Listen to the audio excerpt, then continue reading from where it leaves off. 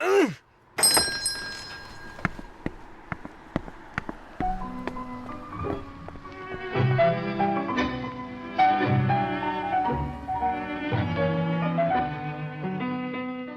oli neetud päev. Väljusin pöörasena ateljeest.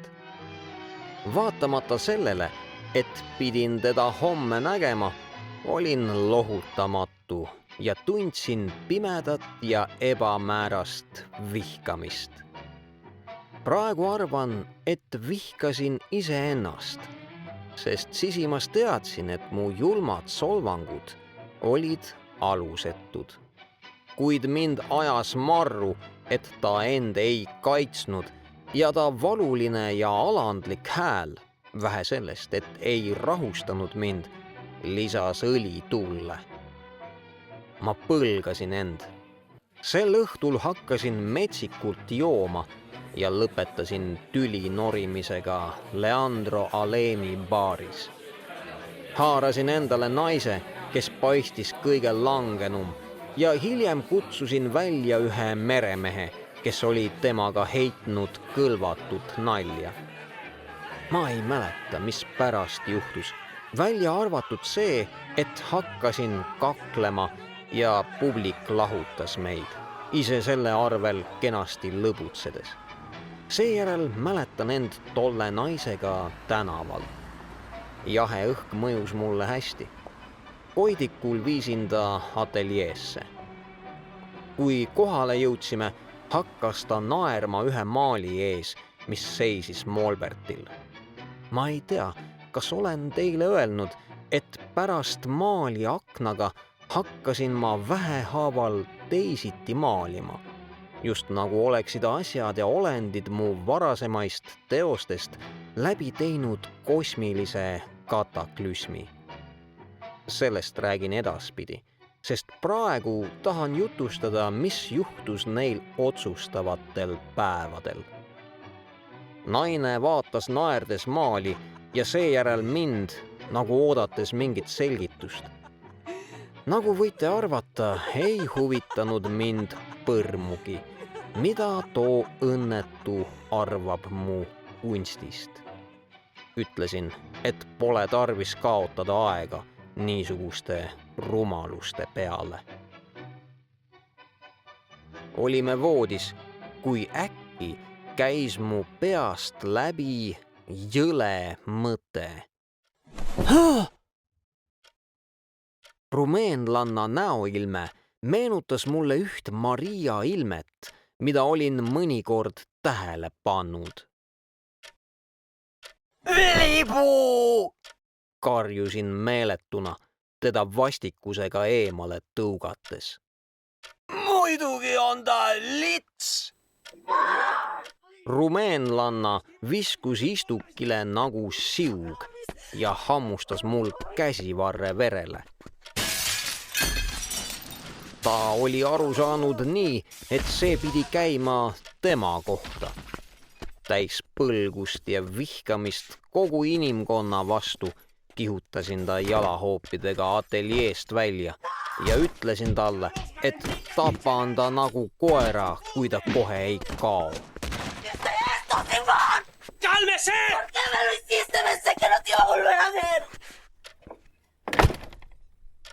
Naine lahkus mõnitusi kisendades, vaatamata suurele rahasummale, mis ma talle järele viskasin. Jäin tükiks ajaks tardunult keset ateljeed seisma, teadmata, mida teha ja oskamata oma tundeis ja mõtteis korda luua. Lõpuks jõudsin otsusele. Läksin vannituppa, lasin vanni külma vett täis, võtsin end alasti ja läksin vanni. Tahtsin mõtetesse selgust tuua, nii et jäin vanni, kuni tundsin end hästi värskena. Vähehaaval suutsin aju täiesti tööle panna. Püüdsin mõelda raudse järjekindlusega, sest mul oli tunne, et olin jõudnud otsustavasse punkti. Millest see kõik oli alanud? Mitmed märksõnad lähendasid mind sellele probleemile. Need sõnad olid rumeenlanna, Maria, prostituut, mõnu, teesklus. Mõtlesin, et need sõnad peavad välja tooma kõige peamise, sügavama tõe, millest tuleb alustada. Tegin korduvaid katseid, et neid vajalikku järjekorda panna, kuni võisin formuleerida oma mõtte sellel jubedal, aga vaidlematul kujul.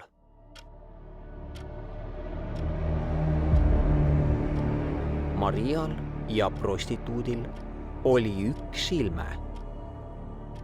Prostituut teeskles mõnu, järelikult teeskles ka Maria. Maria on prostituut.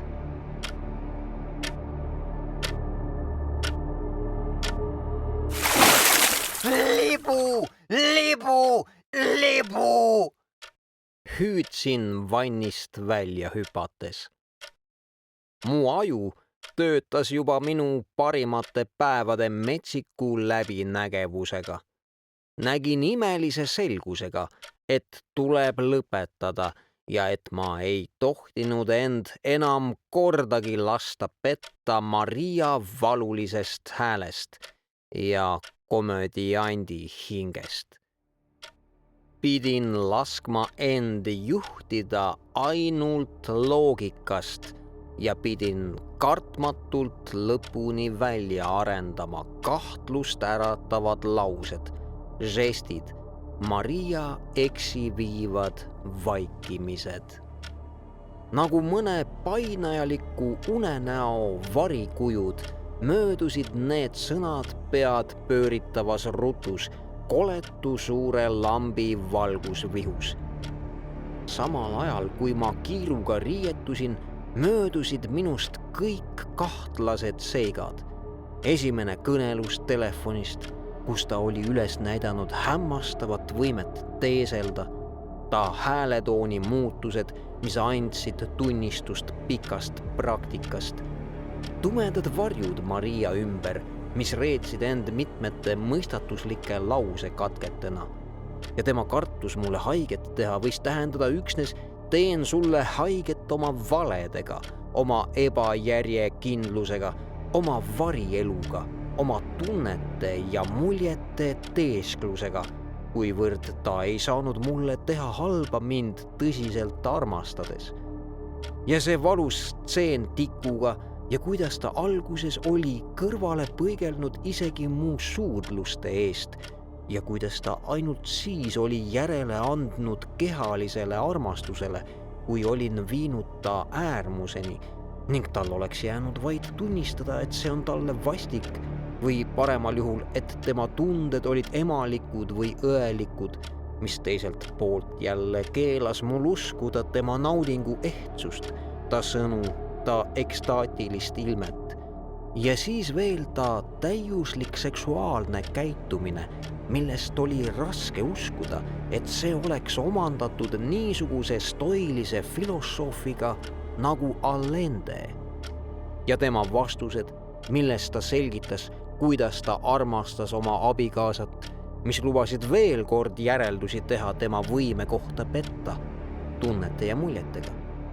Ta suguvõsa, terve kollektsioon silmakirjatsejaid ja petiseid, tema osavus ja enesekindlus, millega ta oli petnud oma kaht nõbu mängu tuues olematud sadamamaalid, õhtusöök suvilas ja sellele järgnenud sõnelus, Hunteri armukadedus, too lausekatke, mis pääses ta huulilt, kui istusime kaljul.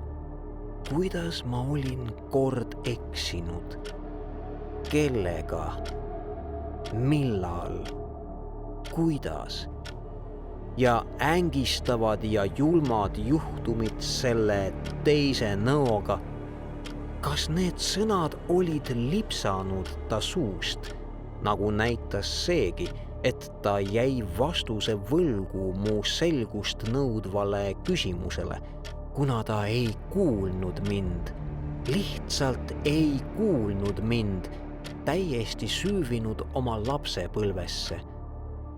Võib-olla oli see ainuke aus ülestunnistus minu juuresolekul ja lõpuks see võigas stseen rumeenlannaga või venelannaga või kes ta oli.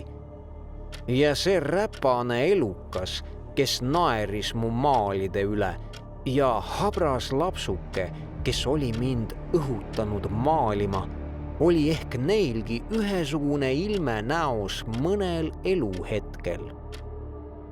Mu jumal, kuidas võib masendada inimloomus, kui mõelda, et Brahmsi helindite ja kloaagi vahel leidub varjatud ja kurjaendelisi salajasi ühendusi.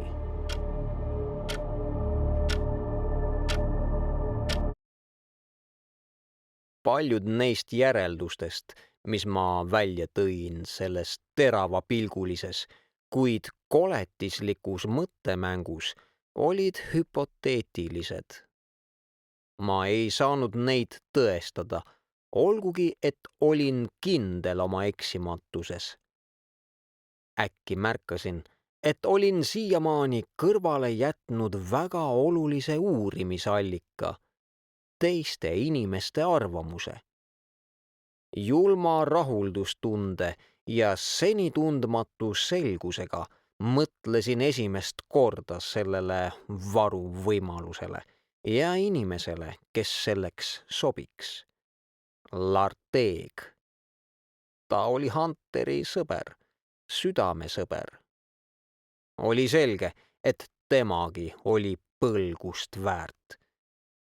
Ta oli avaldanud luuleraamatu kõigi inimlike asjade tühisusest, kuid kaebas, et talle polnud antud rahvuspreemiat.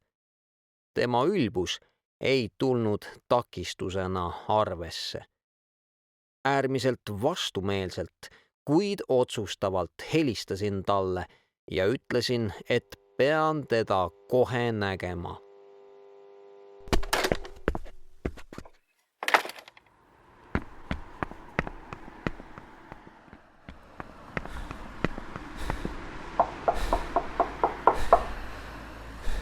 Läksin talle külla, kiitsin ta luuleraamatut ja tema suureks pahameeleks. Ta oleks tahtnud, et räägiksime kogu aeg temast. Ründasin teda varem valmis mõeldud otsese küsimusega. Kui kaua on Maria Iribarne Hunteri armuke olnud? Mu ema ei küsinud kunagi, kas olime õuna söönud, sest siis me oleksime ei öelnud. Ta küsis, mitu õuna ja sai kavalusega kätte selle, mida ta kätte saada tahtis. Kas me üldse olime söönud puuvilja või ei olnud? Ja meie märkamatult mitmega sisse veetud. Vastasime, et olime söönud vaid ühe. Larteeg on enesearmastaja, kuid mitte pea peale kukkunud. Ta kahtlustas mu küsimuses lõksu ja arvas, et väldib lõksu, kui vastas. Ma ei tea sellest midagi. Ta hakkas uuesti raamatust ja preemiast rääkima. Iiveldusega võideldes karjusin talle. Kui ebaõiglaselt on sinu raamatuga ümber käidud?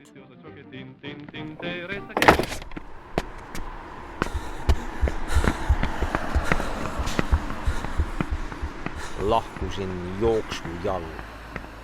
Larteeg ei olnud pea peale kukkunud, kuid ta ei märganud, et oligi juba öelnud, mis vaja oli. Oli kell 3 pärast lõunat.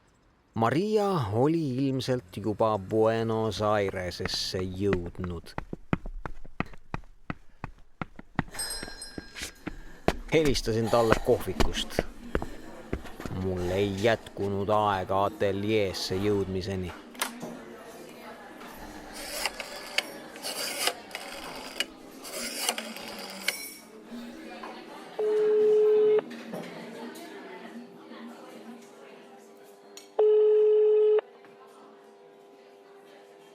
Niipea, kui kuulsin ta häält, ütlesin talle. Ma pean sind kohe nägema. Püüdsin varjata oma vihkamist, sest kartsin, et ta aimab midagi ja ei tule kohtamisele. Leppisime kokku, et kohtume kell 5 meie tavalises paigas Recoleta pargis. Olgugi, et me vaevalt sellega midagi võidame, lisas ta kurvalt. Võita on palju, vastasin mina. Palju. Arvad? Küsis ta lootusetu tooniga. Muidugi. Aga mina arvan, et teeme teineteisele veelgi enam haiget. Lõhume veelgi enam nõrka silda, mis meid ühendab. Haavame veel julmemalt. Ma tulin, sest et see oli sulle nii väga tähtis. Kuid ma oleksin pidanud jääma suvilasse. Hunter on haige. Jälle vale, mõtlesin. Aitäh, vastasin kuivalt. Näeme siis täpselt kell 5. Maria nõustus ohates.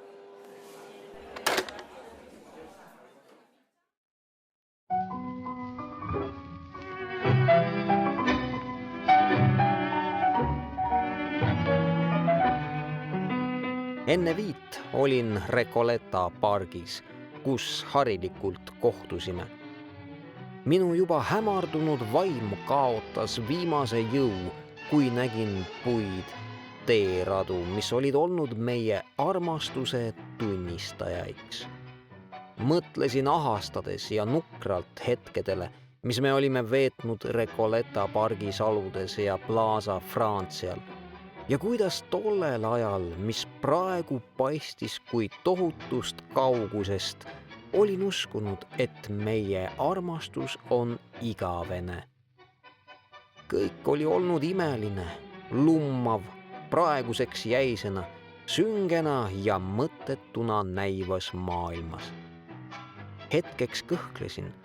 Mul hakkas õudne teadmisest, et mul seisis ees meie armastuse riismete purustamine ja mind ootas täielik üksindus. Mõtlesin, et ehk oleks võimalik kõrvale heita kõik mind piinavad kõhklused. Miks pidi mulle korda minema Maria elu väljaspool meie ühendust? Neid pinke, neid puid nähes mõtlesin, et ma ei suudaks kunagi leppida ta abita. Olgugi, et see oli olemas ainult me koosolu hetkedes, meie imelises armastuses, mis meid ühendas. Mida enam ma arendasin edasi neid mõttekäike, seda loomulikum näis mulle võtta vastu Maria armastus sellisena, nagu see on, ilma tingimusteta. Seda enam hakkas mind kohutama mõte jääda üksi, täiesti üksi. Ja selles õuduses sündis ja hakkas kasvama meelerahu, mis on omane üksnes olendile, kel pole valikut. Lõpuks valdas mind ülevoolav rõõm arusaamisest, et kaotatud polnud midagi ja et sellest selgushetkest võisin alustada uut elu. Õnnetuseks eksis Maria veel kord. 5:30 ärritatud ja meelest ära helistasin talle uuesti. Mulle öeldi, et ta oli ootamatult suvilasse tagasi sõitnud. Mõistmata, mida tegin, karjusin toatüdrukule. Aga meil oli kokkulepe kell 5 kohtuda. Mina ei tea midagi, vastas teenija veidi kohkunult. Proua lahkus autoga mõne aja eest ja ütles, et jääb suvilasse nädalaks.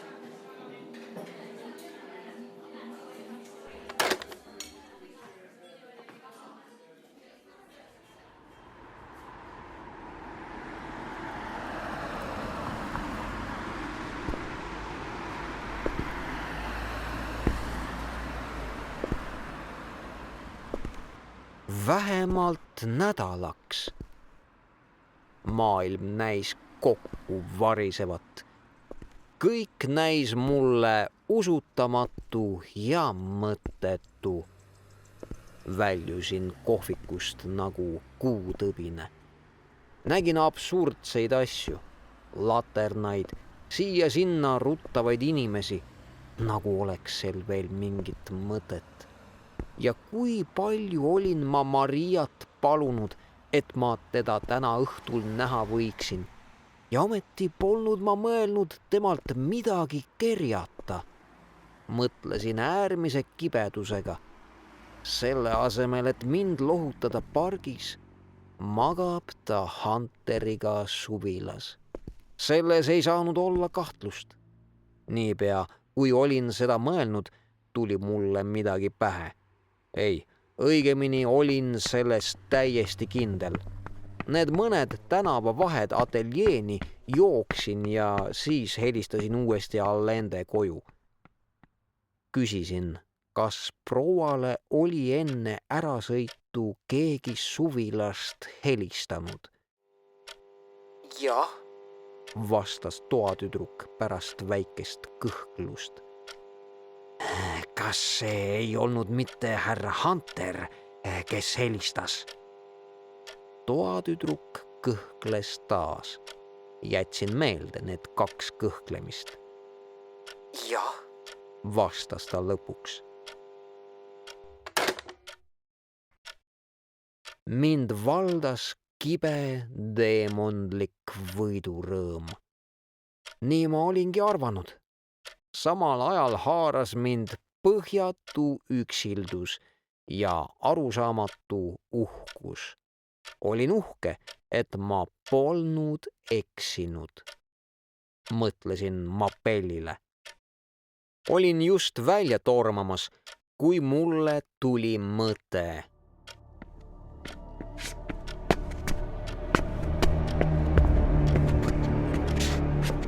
Põikasin kööki. Haarasin suure noa ja läksin tagasi ateljeesse.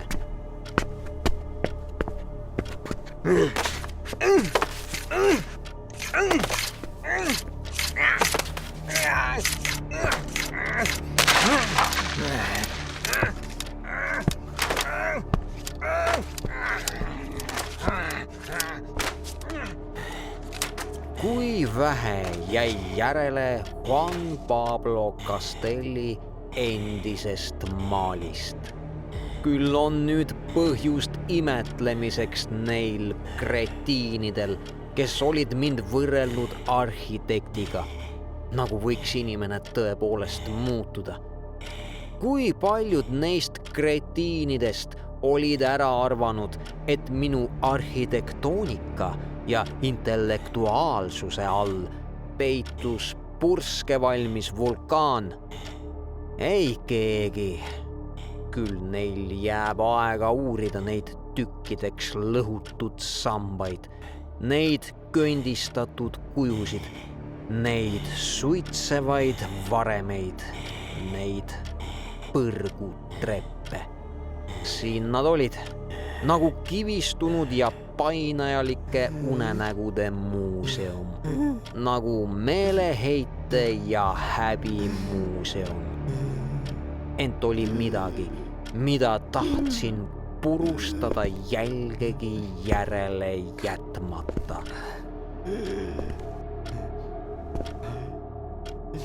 Vaatasin seda viimast korda. tundsin, kuidas kurku nööris valusalt, kuid ma ei kõhelnud.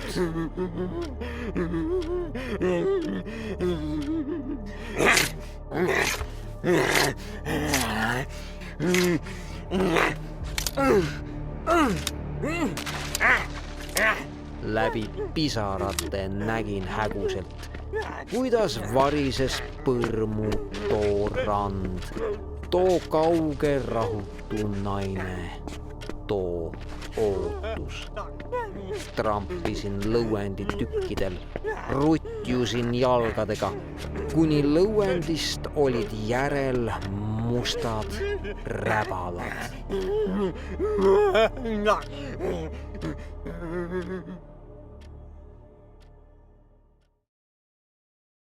Igaveseks jääb vastuseta too mõttetu ootus. Nüüd teadsin selgemini kui kunagi varem, et see ootus oli täiesti asjatu. Jooksin Mapelli poole, kuid ei leidnud teda eest. Mulle öeldi, et ta läks Via U raamatupoodi. Läksin raamatupoodi, leidsin ta, viisin ta käsivarrest hoides kõrvale ja ütlesin talle, et vajan ta autot. Ta vaatas mind üllatunult ja küsis, kas on juhtunud midagi tõsist. Ma ei olnud midagi valmis mõelnud. Ometi taipasin öelda, et mu isa on väga haige ja et rongi ei lähe enne homset. Ta pakkus iseend juhiks, kuid keeldusin. Ütlesin talle, et eelistan sõita üksi. Taas vaatas ta mind hämmelduses, aga ulatas mulle lõpuks võtmed.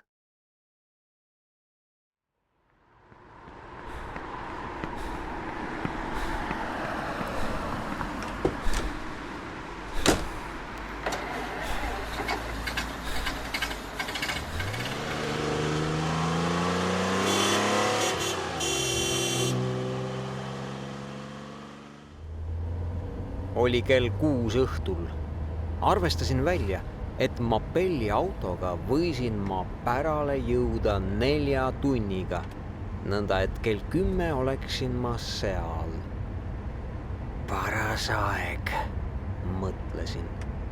Niipea, kui olin välja jõudnud Mar del Plata teele, hakkasin sõitma 100-kilomeetrise tunnikiirusega ja minust tärkas puhas joovastus, mille ma kandsin selle arvele, et lõpuks on mul teoksil midagi konkreetset Mariaga, temaga, kes oli olnud nagu läbitungimatu klaasseina taga, keda ma võisin küll näha, aga mitte kuulda, mitte puutuda.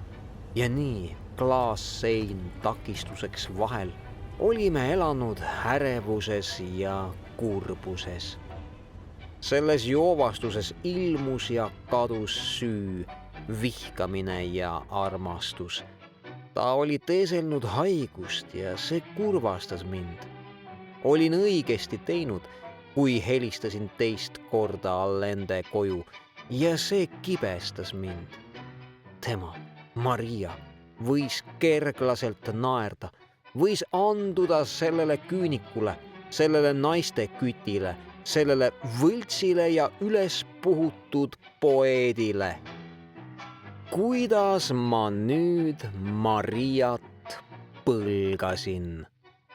Leidsin valusat naudingut, kujutledes ta viimast otsust kõige eemale tõukavamas vormis. Ühel pool olin mina. Oli kokkulepe, et näeme teineteist täna õhtupoolikul. Milleks? Selleks, et rääkida valusatest ja tumedatest asjadest. Selleks, et panna meid veel kord vastamisi teineteisele poole klaasseina. Et näeksime teineteise piinatud ja meeleheitlikke pilke. Et püüaksime lugeda teineteise märke. Et sooviksime asjatult teineteist puudutada, kombata, hellitada läbi klaasseina, et veel kord unistada seda võimatut unistust. Teisel pool oli Hunter, kel tarvitses vaid võtta toru hargilt ja helistada, et Maria jookseks ta voodisse. Kui võigas, kui kurb oli kõik.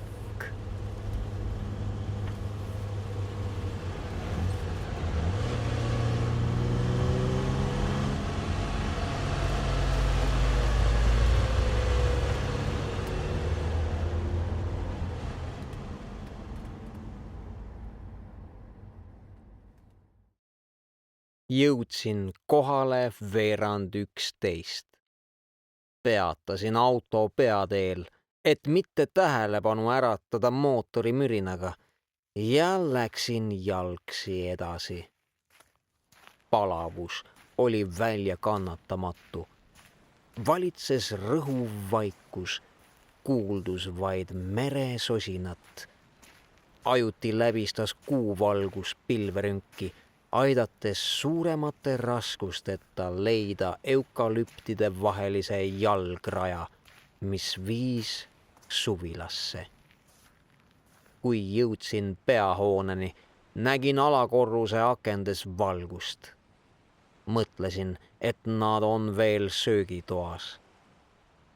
Valitses see liikumatu ja ähvardav kuumus, mis eelneb võimsatele suvetormidele. Oli loomulik, et nad pärast õhtusööki välja tulevad. Ma peitsin end pargisoppi, kust oli võimalik silmas pidada inimeste väljumist trepile ja asusin ootele.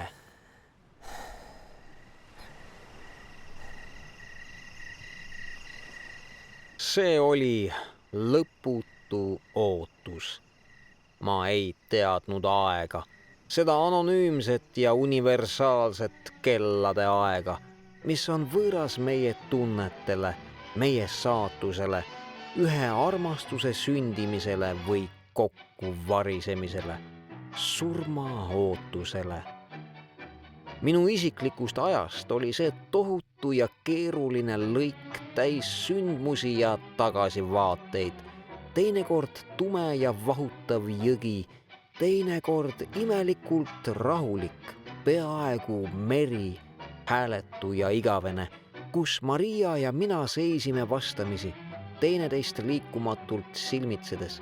Ja uuesti oli tagasi jõgi, mis viis meid kaasa nagu lapsepõlve unenäos ja ma nägin teda meeletult hobusega kihutamas, juuksed tuules, silmis lumm ja ma nägin end oma kodukülas lõunas, oma haigetoas, nägu vastu klaasi, samuti lummatult lund vaatamas. Nagu oleksime meie kaks elanud mingeis käikudes või kõrvutistes tunnelites, teadmata, et sammusime teine teise kõrval nagu ühesugused hinged ühes ja samas ajas, et me lõpuks, käikude inimesed, kohtuksime ühe minu maalitud stseeni ees, mis on ainult temale mõistetav salavõti, nagu mingi müstiline teade pärale jõudmisest ja et käigud on lõpuks üheks saanud ja et kohtumise tund oli kätte jõudnud. Kohtumise tund oli kätte jõudnud. Kas tõesti olid käigud üheks saanud ja meie hinged kokku sulanud? Milline rumal illusioon see oli olnud? Ei, käigud läksid edasi paralleelselt nagu enne. Olgugi, et sein, mis neid eraldas, oli nagu klaasist ja ma võisin näha Mariat, ta vaikset ja saavutamatut kuju. Ei, isegi see sein polnud alati ühesugune. Mõnikord oli ta mustast kivist ja siis ma ei teadnud, mis toimus teisel pool, mis sündis temaga neil teadmata vaheaegadel, mis imelikke asju võis seal toimuda. Ma isegi mõtlesin, et sellel ajal oli ta nägu teine ja seda moonutas pilkav grimass ja võib-olla isegi ta naer võis sulanduda teiste naerudesse ja kõik, mis puutus käikudesse, oli minul naeruväärne väljamõeldis või minu usk ja et igal juhul oli ainult üks tunnel, tume ja üksildane. Minu oma tunnel, kus oli möödunud minu lapsepõlv, minu noorus, kogu mu elu. Ja ühes läbipaistvas tunneli osas olin ma näinud seda tütarlast ja naiivselt uskunud, et ta kulges teist, minu tunneliga rööbitist tunnelit pidi. Tõeliselt kuulus ta aga laia maailma, ilma piirideta maailma, kus ei elatud tunnelites ja võib-olla oli ta uudishimust lähenenud ühele mu imelikest akendest, mis avas temale kangastuse mu päästmatust üksildusest. Või oli ta tähelepanu köitnud sõnadeta läkitus, mu pildi võti. Ja siis, samal ajal, kui mina liikusin edasi oma käiku mööda, elas tema väljas oma tavalist elu, välisinimeste askeldusrohket elu, seda korralikku ja absurdset elu, milles on tantsud ja peod ja lõbu ja kergus. Ja kui ma vahel juhtusin mööduma mõnest oma aknast, leidsin ta tummas ja ärevas ootuses. Miks ta ootas mind ja miks tummalt, miks ärevalt? Kuid vahel juhtus, et ta ei jõudnud õigel ajal kohale või oli unustanud selle vaese vangi ja sellisel juhul mina, nägu vastu klaasseina, nägin teda kauguses naeratamas või muretult tantsimas või mis oli hullem, ei näinud teda üldse ning kujutlesin teda minu jaoks ligipääsmatutesse või kahtlastesse kohtadesse. Ja siis tundsin, et olin määratud sügavamasse üksildusse, kui ma olin kujutlenud.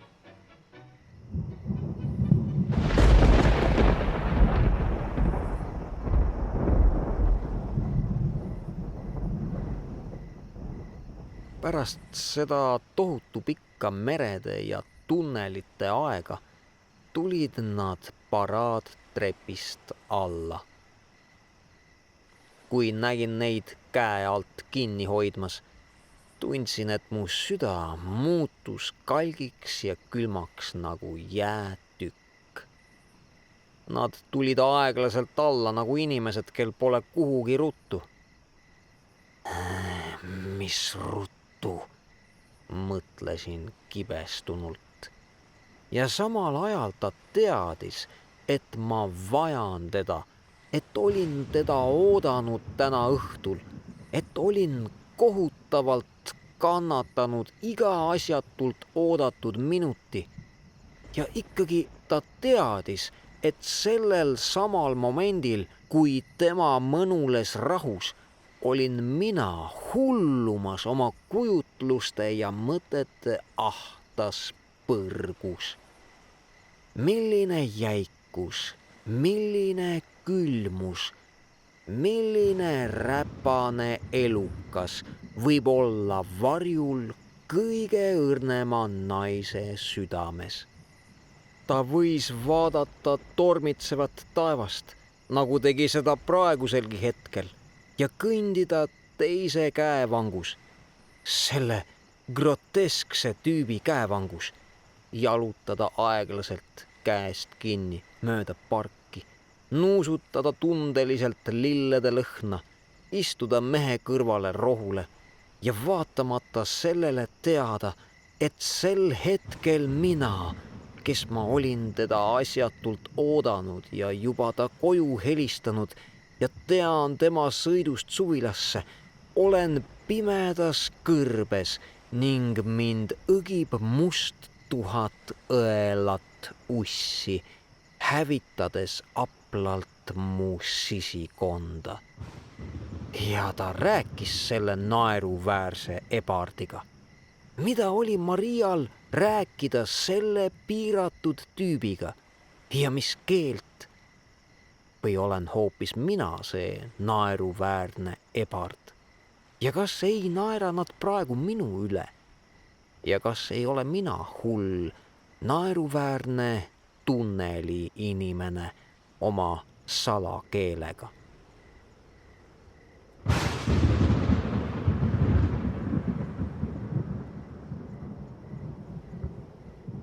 Nad kõndisid aegamisi pargis. Tormipilv oli juba meie kohal. Must, läbistatud välkudest ja kõuemürinast. Puhus vali edelatuul ja hakkasid langema esimesed piisad. Nad pidid majja peitu jooksma. Mu süda hakkas lööma valusa valjusega. Oma puude vahelisest peidupaigast tundsin pilgule avanevat jälki saladust, mida varem olin näinud ainult vaimusilmas. Jälgisin ülakorruse aknaid, mis veel olid täiesti pimedad. Veidi aja möödudes nägin, et süüdati tuli keskmises magamistoas, Hunteri omas. Selle hetkeni oli kõik nagu peab. Hunteri magamistuba asetses trepi otsas ja oli loogiline, et see läks valgeks esimesena. Nüüd pidi ilmuma valgust teise aknasse.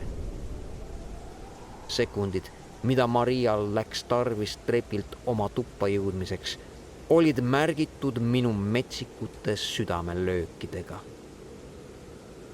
Kuid teine tuli ei süttinud. Mu jumal, mul ei ole jõudu öelda, missugune üksildustunne imes tühjaks mu hinge. Tundsin, nagu oleks viimane laev, mis oleks võinud päästa mind üksikult saarelt, möödunud mu appikutseid märkamata. Mu keha vajus aeglaselt kokku, nagu oleks kätte jõudnud raugaiga.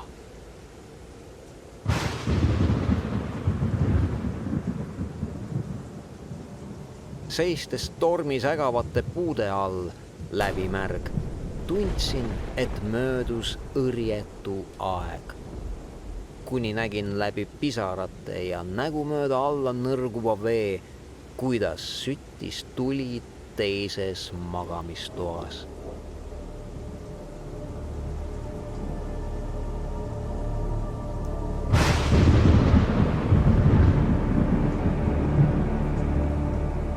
Seda, mis juhtus hiljem, mäletan nagu painajalikku und. Tormiga võideldes ronisin ülakorrusele mööda rauast aknavõresid. Seejärel liikusin mööda terrassi, kuni leidsin ukse.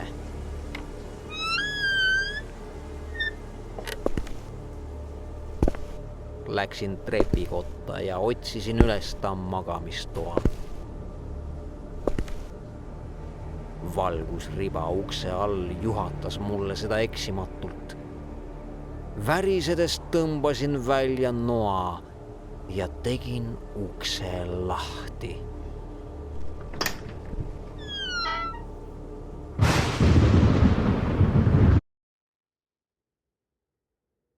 Ta vaatas mind naelutatud pilgul. Ma seisin ukse avas.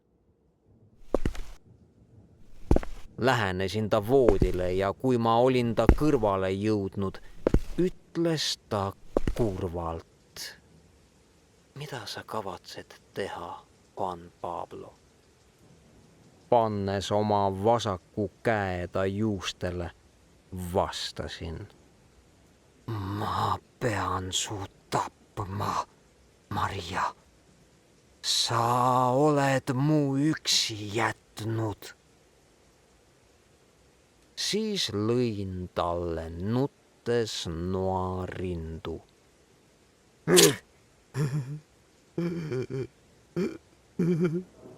Ta surus suu kokku ja sulges silmad. ja kui ma verest nõrguva noa välja tõmbasin, avas ta nad pingutusega ja vaatas mind valulise ja alandliku pilguga.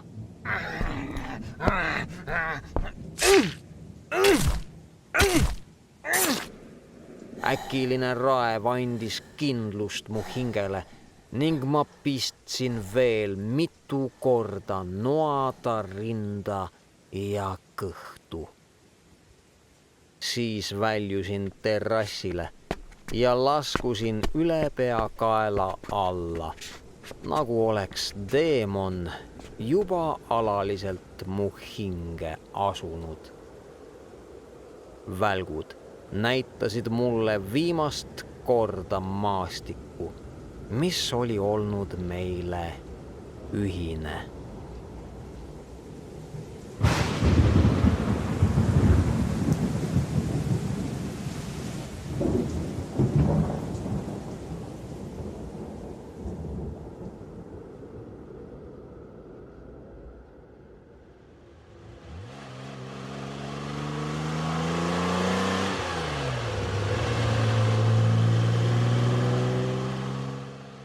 Kihutasin Buenos Airesesse. Jõudsin linna kell 4 või 5 koidikul. Ühest kohvikust helistasin Allende koju, käskisin ta üles äratada ja ütlesin talle, et pean teda aega kaotamata nägema. Siis jooksin Posadase tänavale.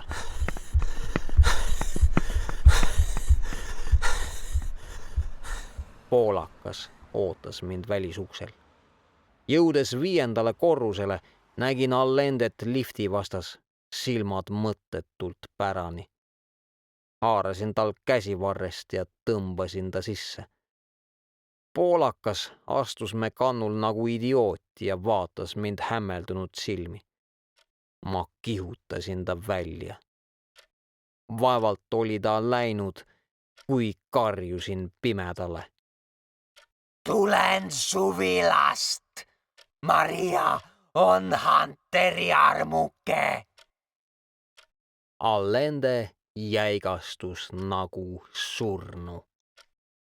Totakas! Karjus ta läbi hammaste, täis jäist vihkamist. Loomastunud ta lihtsameelsusest karjusin. Teie olete totakas! Maria oli ka minu ja paljude teiste armuke. Tundsin kohutavat naudingut, samal ajal kui pime mu ees näis kivistuvat. Jaa! Karjusin. Ma petsin teid ja tema pettis meid kõiki. Aga nüüd ei saada enam kedagi petta. Kas mõistate? Mitte kedagi. Mitte kedagi. Meeletu! Ulgus pime elajalikul häälel ja tormas minu poole, käsi küünistena õieli hoides. Ma hüppasin kõrvale. Ta põrkas vastu mingit lauakest ja kukkus. Ta tõusis kohutavalt kiiresti ja asus mind mööda saali taga ajama, komistades toolide ja mööbli otsa. Samal ajal nuttis ta kuiva nuttu ilma pisarateta ja karjus ühte ainsat sõna. Meeletu. Meeletu! Meeletu, meeletu, meeletu, meeletu, meeletu, meeletu, meeletu, meeletu, meeletu, meeletu, meeletu, meeletu, meeletu, meeletu.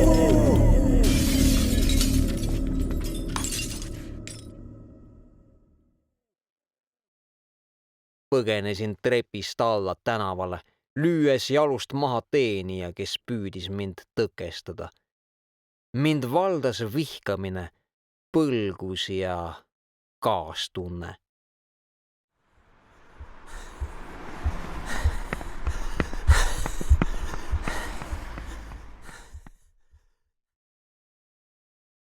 kui ma enda politseis üles andsin, oli kell peaaegu 6.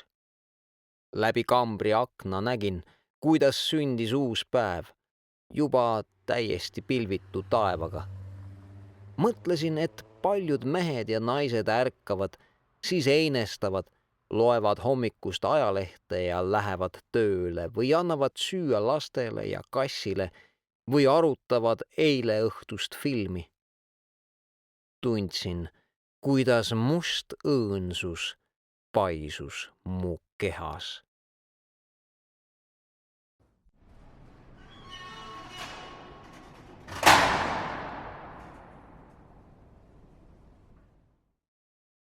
Nende kinnipidamiskuude jooksul olen korduvalt püüdnud lahti mõtestada pimeda viimast sõna. Meeletu. Tohutu väsimus või pime vaist pole mul lasknud seda teha.